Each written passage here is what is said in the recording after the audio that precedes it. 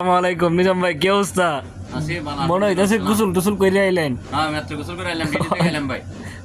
Duty কেমন হয়েছে? আজকে মোটামুটি আল্লাহর রহমতে ভালো। ইঞ্জিনিয়ারের কি হয়েছে? ইঞ্জিনিয়ার আমাদের সাথে যে ইউসুফ ভাই আর কি, হ্যাঁ ওটা বাঙালি ইউসুফ, ওনার নাম সবাই ইঞ্জিনিয়ার হিসেবে বলাই আর কি। আচ্ছা, বেশি ইঞ্জিনিয়ারিং করে সব জায়গায়। ইঞ্জিনিয়ার হিসেবে নামের নামকরণটা হওয়ার কারণ হইলো মানে ইঞ্জিনিয়ার মতো সব জায়গায় মতামত দেয়, পরামর্শ দেয়। হ্যাঁ, যে জায়গায় অরিজিনাল ইঞ্জিনিয়ারের পরামর্শ দেয় এটা আমার পছন্দ হয় না। না, এই জন্য এর নাম ইঞ্জিনিয়ার হয়ে গেছে। আমাদের ইঞ্জিনিয়ার ভাই আজকে ফাস্টফুড রেডি করতে যাবে। তো এখন ফাস্টফুড অফিসে আগের মতো ডাইরেক্ট সিধে যাইয়া লাইন ধরে দাঁড়াই থাকো বা জমা দেয় এরকম সিস্টেম নেই। আগে অনলাইনে অ্যাপয়েন্টমেন্ট নিতে হয়। অ্যাপয়েন্টমেন্টে ওখানে টাইম লেখা থাকে কয়টা বাজে তুমি যাইবা।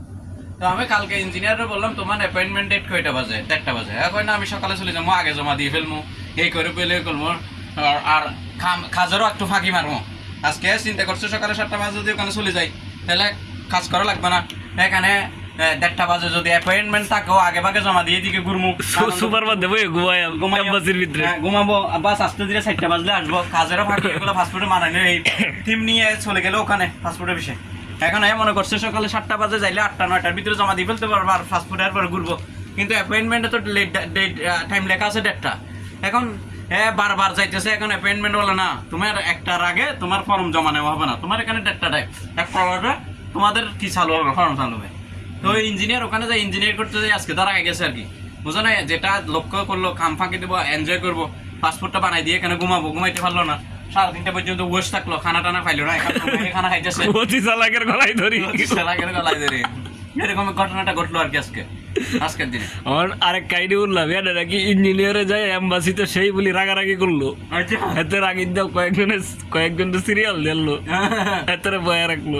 এজন্য এতে তো অতিরিক্ত চালাকি করে। আর হেতে যে মনে করে ইঞ্জিনিয়ারিং করে এই বিষয়টা কই না, সব জায়গাতেই বাবার ধোয়া। সব জায়গাতে ইঞ্জিনিয়ারিং করে, সব জায়গাতে অল সেক্টরে। মানে কম্পিউটার চলতো না কা, স্পিরিট না কা, কই যাও নেট চলো কা।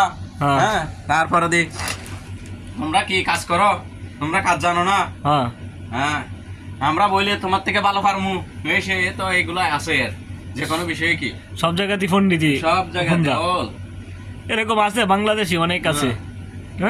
একটা লোকে যদি এত বিষয়ে যদি দক্ষ হতো তাহলে তার প্রকার ভেদে ভেদে আলাদা আলাদা সেকশন করে মানুষ এই সেকশনের অভিজ্ঞ, এই সেকশনের অভিজ্ঞতা লাগতো না।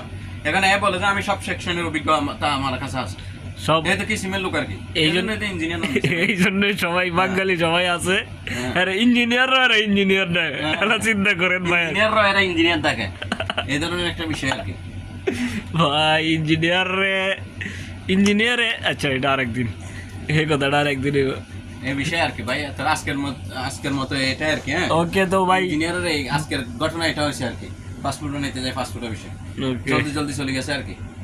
কিন্তু অ্যাপয়েন্টমেন্ট আলা জলদি দেয় না, হয় না, হবে না, সারাদিন ভয় রাখছে। যার কারণে এখন বসে থাকা লাগছে, 4টা বাজে যাওয়া লাগছে, বুঝলো না? এটা আর কি।